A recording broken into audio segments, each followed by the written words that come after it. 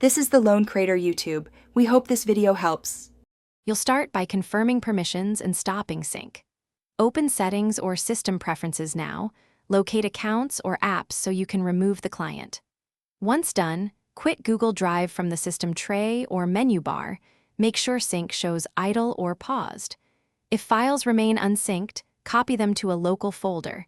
This prevents data loss during removal. You're taking these steps to ensure a clean uninstall and avoid accidental deletions. So do this deliberately and check file statuses. Now remove the application itself from your system.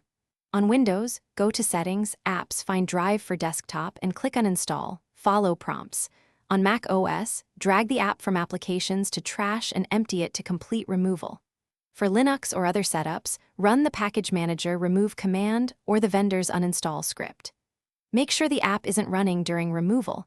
If prompted about removing user data, choose based on your backup step. These methods delete the client, but leave data you've synced locally. Finish by cleaning residual files and checking account connections. Delete Drive caches in app data on Windows or library/application support on Mac OS if you want a full wipe. Remove local sync folders only after confirming backups. Sign out of Drive on the web and revoke any linked devices to prevent resyncing.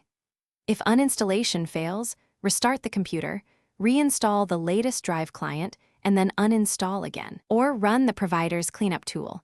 This usually resolves permission or corrupted install issues quickly. Thanks for watching.